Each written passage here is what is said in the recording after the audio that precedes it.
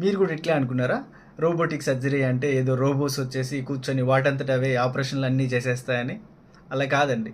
Robotic surgery అంటే ఏంటంటే సర్జన్సే, అంటే ఆపరేషన్ చేసేవాళ్ళు కన్సోల్ రూమ్ అంటాం అనమాట. కంట్రోల్ రూమ్లో కూర్చొని వాటిని ఆపరేట్ చేస్తూ ఉంటారనమాట.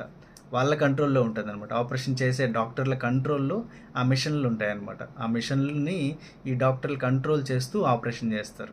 ఈ రోబోటిక్ సర్జరీస్ వల్ల మనకు ఉపయోగాలు ఏంటంటే కొన్ని మన కంటికి కనిపించినవి కూడా ఈ రోబోట్స్తో 3D కెమెరాస్ పెట్టి చాలా మ్యాగ్నిఫైయింగ్ గ్లాసెస్ లాగా మనకు కనిపిస్తూ ఉంటాయి అనమాట.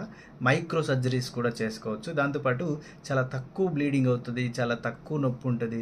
వాటితో పాటు పోస్ట్ ఆపరేటివ్ పీరియడ్ అంటాం కదా, ఆపరేషన్ చేసిన తర్వాత ఎక్కువ రోజులు హాస్పిటల్లో ఉండకుండా చాలా తొందరగా డిశ్చార్జ్ అయిపోవచ్చు అనమాట. రోబోటిక్ సర్జరీ అన్నంత మాత్రాన రోబోసే వాటంతట అవి సర్జరీ చేసేస్తాయి అనుకోవద్దండి. అక్కడ ఆపరేషన్ చేసే డాక్టర్ కూర్చొని కంట్రోల్ చేస్తేనే అవి చేస్తాయన్నమాట.